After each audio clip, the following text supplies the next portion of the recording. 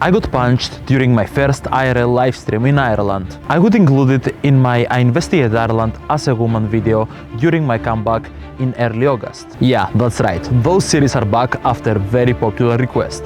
But this incident spread like wildfire across the internet and especially Twitter, which surprisingly the amount of people taking the guy's side is concerning to say the least. I will play the clip first for context.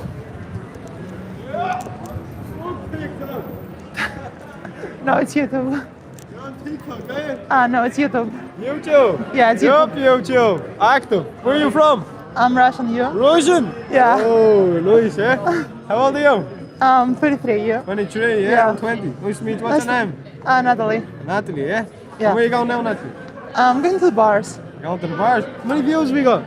Oh, famous, eh? A little. Just a little, yeah. Oh, what are you going? Are you going home tonight? Sorry, what? You want to come home with me tonight? Oh, no. Are you a boy or girl? I'll let you guess. Oh fuck, bro, chill. Bro, chill. Oh fuck. Oh shit. First of all, it's really crazy to me that many people are like, Vlad, why didn't you fight back? When it's pretty public that I had jaw surgery 3 months ago, and that thing needs a minimum of 6 months to heal. So risking something like that would be way too stupid. Not to mention that I was tagged, I was wearing heels, I was holding a purse, and I was holding a tripod with the stream on. So realistically, I didn't have any chance of fighting back. And if I did, yeah, I wouldn't risk the surgery in any way. Anyways, many people said that what I do is transphobic and therefore I deserved it. And others are simply way too right-wing, calling me a fag and saying that the guy indeed did the right thing. I will address everything, so let's start. Firstly, how do right-wing people support this behavior? Because they're the ones who are hating illegal immigrants because some of them act like violent animals. The incident in Belfast is a good example of that. But then they go on Twitter and support somebody who is also acting like a violent animal. Something doesn't add up here. How can you hate a behavior and then embrace it? Also, we found out that the guy who punched me is also a drug dealer, which, funny enough, drugs is also one of the reasons that the right wing hates a group of people. Like, how funny would it be if a guy who supports that guy for punching me then learns that his kid is buying drugs from that guy? It would be pretty ironic, right? This indeed makes no sense, and I'll give credit to Asmongold for being the first to say it. I think this is ridiculous. I think it's absolutely ridiculous. This is what happens when you deceive someone and think it's funny. Not saying it's assault. I understand it. This is, guys, because you get attracted to a cross-dresser, that doesn't mean you get to punch the cross-dresser in the face, okay? Like that's, you know who does that? The people that I say should be deported every day shouldn't do that. They do that, okay? Like this is insane. It's so stupid. Why is anybody acting like this is normal? Should not hit somebody over this. Are you kidding me? It's so stupid. And also, he was the one propositioning her. Like, why are there so many people defending this? These people are surprised that faking their gender to essay a straight guy is wrong. Wait, what are they talking about? Sexual assault? Like, what? 99% of the stream was extremely fun for everyone involved, including the guys who fell for it. But all they did was have a good laugh and things ended there. But that guy was the first one to catcall me. Then he saw that I was live, he willingly stayed into the stream, he saw the amount of viewers that the stream had, which I believe it was around 1,000, and he still decided to stay into the stream, which means he was fully aware of what was going on. And regardless of all of that, he still continued to his actions. Funny enough, he even kinda suspected that I wasn't a girl. So in a way, he was even prepared for it. Which brings me to my second point, where people say that my content is transphobic, and allow me to explain why that's completely false. First of all, I'm an ally, obviously.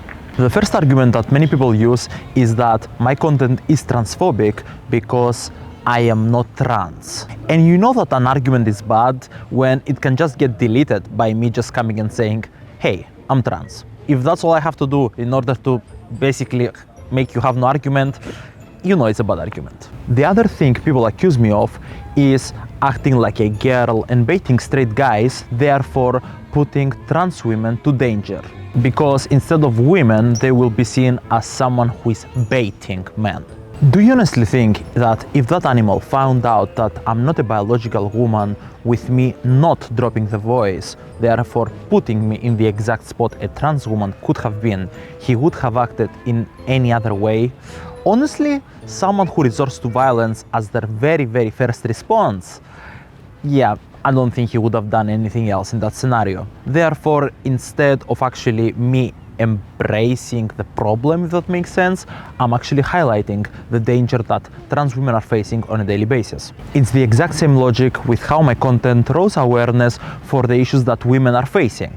And I've got that thousands of times in my DMs and countless times in person by guys telling me that their sisters, wives, girlfriends, or anything else were telling them how dangerous and how bad things actually are, but they wouldn't believe them because they couldn't see it anywhere how it actually happens until they saw my content. So in that way, it is definitely a very important and positive impact. This exact logic of awareness applies to trans women as well. So to those that are calling me a transphobe, I genuinely believe that you should kinda chill with the victim mentality. Also, many people are calling him gay for being attracted to me, which again doesn't make any sense, since being attracted to femininity is not gay in any way. Oh, she happens to have a penis? Just say that's not my thing and continue your day. I don't get why you gotta overcomplicate things so much. Like, do you think a gay guy would be attracted to a trans woman?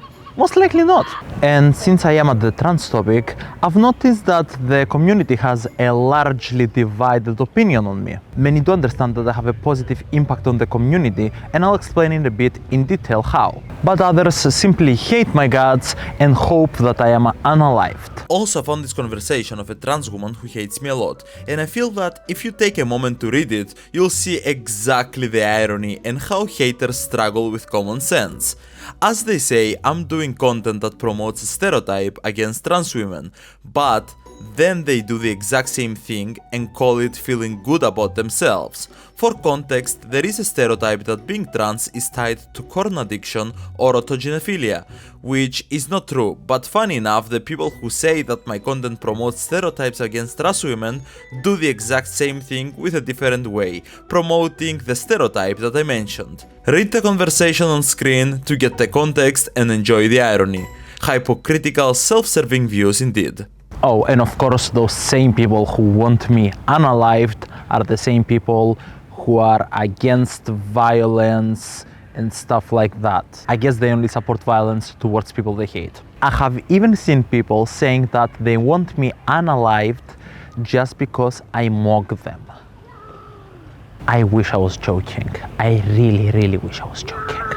And to those incapable of common sense, let me explain you exactly how I'm actually having a positive impact on the community instead of a negative one. But in order to understand that, firstly we need to understand why are trans people hated to begin with. And it's mostly the following 4 reasons. Well, the 4th one is simply because some people in the community are provocative idiots, and that type of human exists in all categories, regardless of gender identity, race, or age. The first and most common reason, in my opinion, is that people simply have zero knowledge about the topic. So what ends up happening is that those people will get impacted and have their opinions formed about either what they see online, let's say what their first experience or interaction with this topic is, or simply be affected by other factors in their life, such as media, TV, family, religion, or simply their circle. The second reason is because the haters are in fact lovers and they're into it, but in order to hide it, they really try to show how much they hate it. Perfect examples of that are simply how Russia is a very homophobic and transphobic country, but somehow the most viewed category in adult content when it comes to Russia is transgender. Pretty ironic. Or another great example is how Grindr, which is basically the gay Tinder, crashed during a Republican convention. Again, pretty ironic if you ask me. The third reason is coming from within the community. So basically, trans people hate other trans people, and as I mentioned earlier, they really wish for some of them to... The primary reason is jealousy. That could be for their youth, their looks, their financial situation, or simply their confidence. But again, this is like the fourth category, which is a trait that kind of exists in all humans. Therefore, again, it's not really worth it going deeper into it when it comes to this context.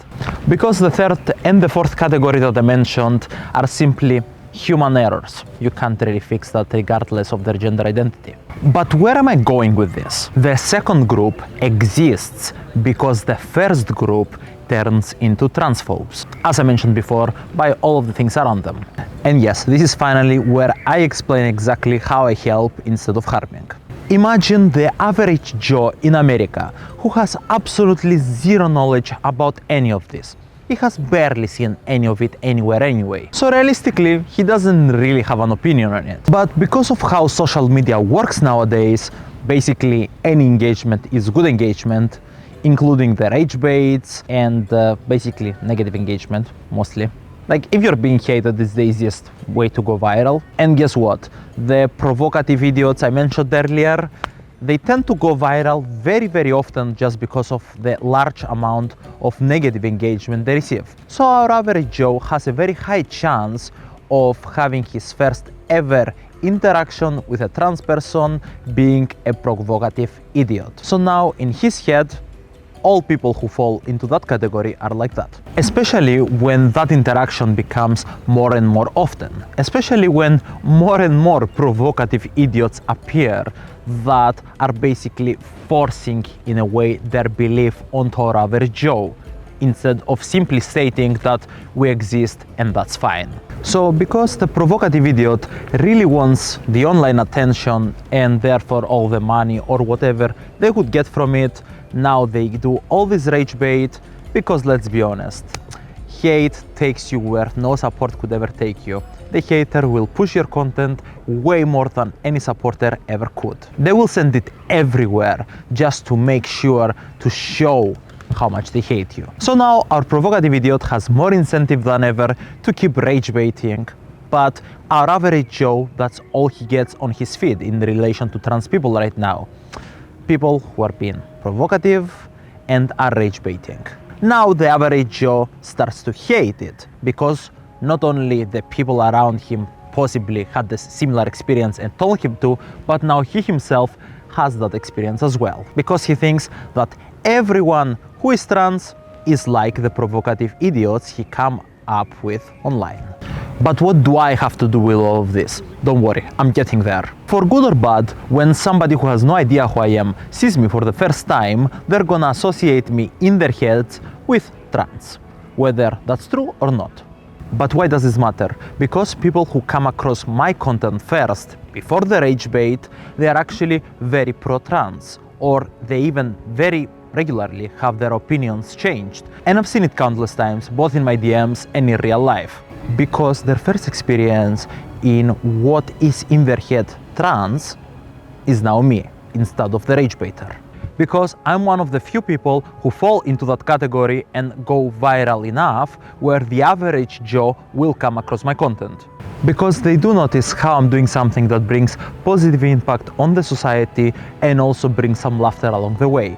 When I'm saying positive impact, I'm talking about raising awareness for the issues that women are facing. And for those who don't know that, comedy is one of the best ways to get a message across towards the receiver, because the receiver is much more open and accepting towards the message, because it brings him joy. A perfect example for that is this scene from The Dictator. I won't play the scene to not get copyrighted, but this is the one if you wanna go and check it out. What's even crazier to me is that people who have zero idea and zero context about my background sit on the internet and yap non-stop about what I am and what I believe in without any context. So let me give you some context. So firstly, I did study social psychology, sociology, and many other subjects that are related to how humans communicate and perceive things around them before dropping out of university on my final year to do YouTube. Also, during my university years, I did go to college, which I finished as a personal trainer. And at the same time, I was working as a waiter. The problem with those people who are looking for reasons to get offended and by extension hating me is their extreme victim mentality. Without realizing that what happens to you is only 20% and how you react to it is the other 80%. And I am a prime example of that. But before explaining why, let me show you how much people are self-victimizing themselves. They're hating on me because I could afford surgery. They're hating on me because I can do makeup. Or simply in other words, because they are too lazy to learn. They also hate me because I proved countless times how attitude and presentation is basically one of the most important things when it comes to passing. They cannot do it, so they hate. And now for a funny one. I know how people hate on me because I'm more successful than them, but then they end up doing the exact same content that I am doing. Yes, guys, some of you who DM'd me for collabs, you know who you are. I know exactly what you were saying about me before you started making content yourselves and asking me for collabs. Pretty ironic, isn't it? And some of them hate me because I achieved physical goals they could never, because again, they're too lazy. Funny enough, those victim-minded individuals ignore the fact that I had every reason imaginable to fail, do nothing and be nothing. I was born to an immigrant mother where my alcoholic and gambling addicted father was abusing both of us. And obviously since I was of a very young age. Eventually my mother couldn't take it anymore. So we grabbed whatever belongings we had and we escaped. Once my father realized that we were gone, he started looking for us all over the city, which at the time the city was pretty small and underdeveloped. Everyone knew everyone. Eventually he found us. And when he did, he demanded that I get into his car. I was still 8 years old. I was very, very scared, so I did, because I've seen what his rage can do when he was beating the shit out of us back in his home.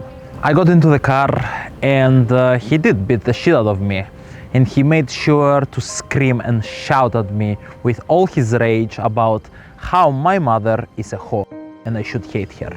That psychological warfare continued for the next years, as on a weekly basis he would come under my apartment and he would call my mother and tell her that I need to go down to see him because he is my father. And my mother was an immigrant. She was extremely scared, so she did, in the hopes that if we did that, they wouldn't harm us. And every single time I got into the car, he would always shout at me. He would say the things I told you before about my mother. He would call me useless. And that stayed with me for a long time. I didn't know what to do. I was very, very scared. But that is until 2 years later, where I stepped up, I swallowed my fear, and one day as I got into the car and he started screaming at me again, I told him that if he dares to touch me again, or my mom, or call my mom a whore again, I will end him in his sleep with a knife in his throat. He stopped. And for the next, let's say weeks, maybe months, he was quite chill. Until my brother was murdered. And that brought a whole new era of trauma and fear for me. Since now on a daily basis, I was scared that they could come for me next. All we know is that he owed money to some very bad people. And I was scared that maybe they will kidnap me as ransom to get the money from my father, or simply kill me as well. Well, I was 10 years old. I didn't know what to expect. I didn't know the realities of the world. And basically, I had learned to live with it. Expect every single day that something really bad could happen today. And I just accepted that. After my brother's death, my father got worse, way worse. He started drinking more, gambling more. Quite funny, he lost almost everything when it comes to gambling. And he even kind of forced me to start tasting whiskey at the age of 10, which was really, really disgusting. And he was also doing that to make me a man, you know, because I'm at 10 years old. I'm his son. I should be a true man and be able to drink whiskey. I refused. He was angry at me, but eventually that thing ended. At the age of 13, I started hard hand labor, and yeah, we had to make ends meet, so I was trying to help as much as possible. But it was really difficult because my main job was starting at like 7 a.m. in the morning all the way to 4 p.m. in the afternoon, and it was just carrying around sacks, heavy sacks of building materials, which by extension damaged my wrists. And not just that, one day I had an accident with my knees. I fell on the ground because of the weight. So I did damage my knee a lot, and when we did go to the doctor, he said that it will never fully heal. When I'm 13 years old and I already have experienced all of that, and now even my body has physical damage, which according to the doctor could be permanent, it stops your will to live. You feel like there is no point in anything. You feel like you are destined to fail and be nothing. So it does take a big toll on you. Obviously I was going to school, so I was working only on weekends or summers or any other day that I didn't have school on. Obviously I didn't speak English, and back then my city and country overall was more like an underdeveloped village where most people are closed-minded, and dreaming big of any sort is considered really weird and unachievable. Honestly, all these things is just barely scratching the surface, so if I was to include everything, this video would be hours and hours long, which I eventually do intend to make it happen, but that's later on because I want to, when that video gets released, so it affects the most people possible, because I genuinely feel like it could inspire and affect many people's lives in a positive manner. Also, in case you're wondering how do I speak so freely about all these things, the answer is I got used to it.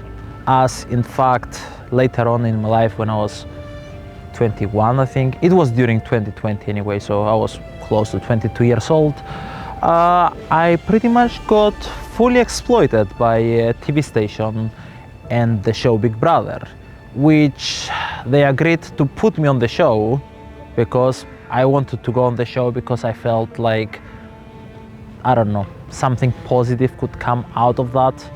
But all they wanted to do is to portray me as this tragic character with a sad backstory and sell my backstory.